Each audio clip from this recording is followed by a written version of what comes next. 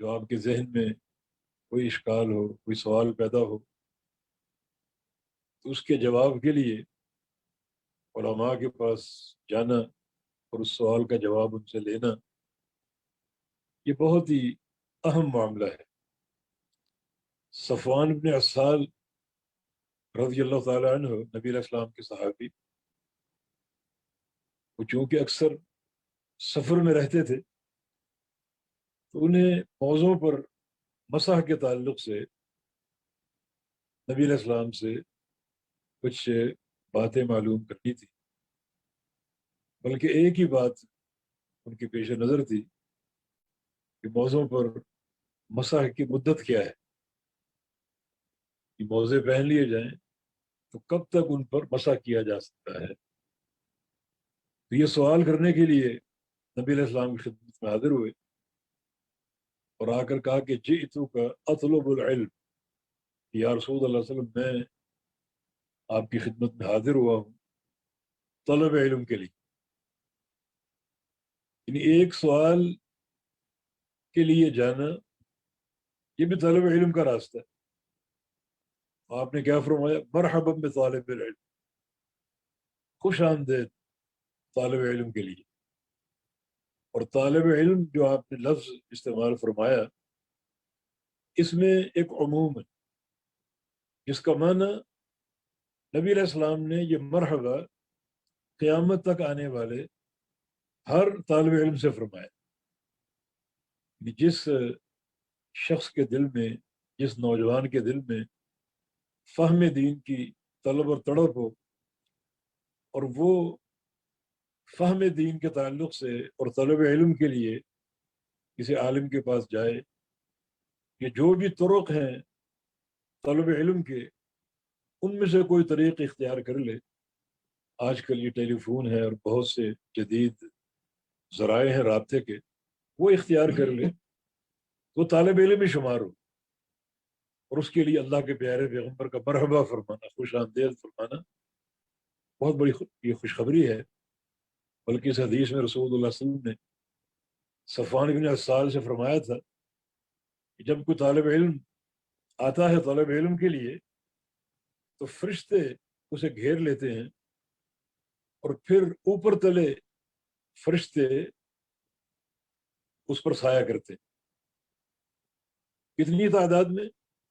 حتی یبلغ الی السماء، جہاں وہ طالب علم بیٹھا ہے وہ ایک فرشتہ، اوپر دوسرا، پھر تیسرا، پھر چوتھا، اور چلتے چلتے آسمان تک پہنچ جاتے۔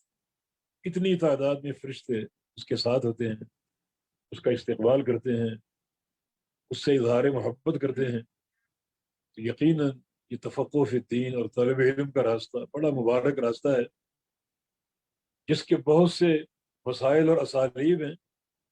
ان میں سے ایک اسلوب سوال و جواب کا بھی ہے کہ آپ علماء سے پوچھیں، ان سے رابطہ کریں، تاکہ دین کے حقائق آپ کے سامنے آتے جائیں اور فقہ فی الدین آپ کو حاصل ہوتی رہے۔ ویسے بھی نبی علیہ السلام کی حدیث ہے، من سلک طریقا یلتمس فیہ علما سہل اللہ لہ بہ طریقا الی الجنہ، کہ جو شخص ایک راہ پر چلے طلب علم کے لیے، اللہ تعالیٰ اس کا جنت کا راستہ آسان فرما دیتا ہے۔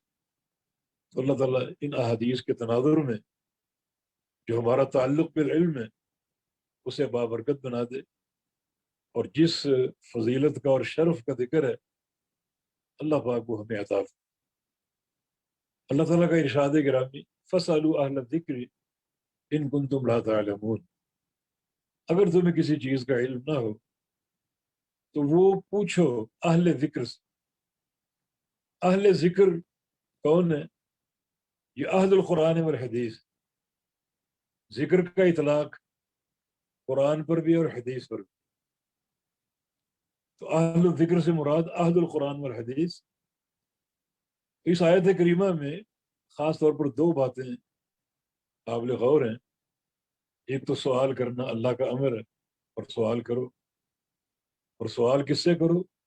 اہل ذکر سے، ان لوگوں سے جو آپ کے سوال کا جواب اپنی رائے سے نہ دیں، کہ بزرگوں کی باتوں سے نہ دیں، بلکہ قرآن و حدیث کے علم سے دیں، کتاب و سنت کے حوالوں سے دیں اہل ذکر، ورنہ اہل ذکر کی قید کا اور کوئی فائدہ نہیں۔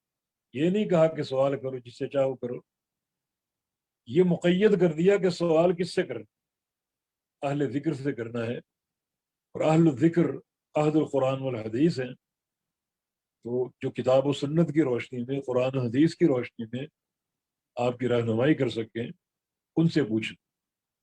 اور ان کنتم لا تعلمون، یہ بھی ایک قید ہے، کب پوچھو؟ جب آپ کو علم نہ ہو۔ اگر علم ہو تو پھر سوال نہ کرو۔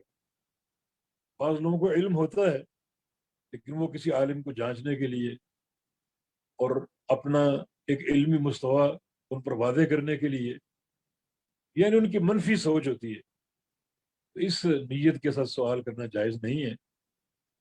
اسی لیے پیغمبر علیہ السلام کی ایک حدیث ہے، نہا عن کثرت السؤال، کہ رسول اللہ صلی اللہ علیہ وسلم نے زیادہ سوالوں سے روکا ہے۔ تو سوال زیادہ نہ ہو، محدود ہو، اور ان کا تعلق بھی دین سے ہو، امور دین سے ہو، ایسے امور سے کہ جو عمل اور فہم عقیدہ میں معاون ہو، اور جن چیزوں کا تعلق ہی نہ ہو کوئی عمل سے، عقیدہ سے، اخروی نجات سے، وہ سوال نہ کیے جائیں۔ جیسے بعض لوگ آتے ہیں پوچھتے ہیں جی موسیٰ علیہ السلام کی والدہ کا نام کیا تھا، اس کا کیا تعلق ہے آپ سے؟ یہ بات جادوگروں کی اختراع ہے، اور وہ اس قسم کی باتوں میں پڑھتے ہیں، اور پھر لوگ اسی روش میں مبتلا ہو کر اس قسم کے سوال کرتے ہیں۔ اب وزن اعمال کا معاملہ ہے، قیامت کے دن اعمال تولے جائیں گے، تو آپ اگر سوال کریں تو ایسے سوال کریں جو وزن اعمال کے تعلق سے آپ کے لیے نفع بخشوں، اخروی کامیابی کا ذریعہ ہوں، ایسے امور ہوں جو آپ کی نیکیوں کے پلڑے کو بھاری کر دیں۔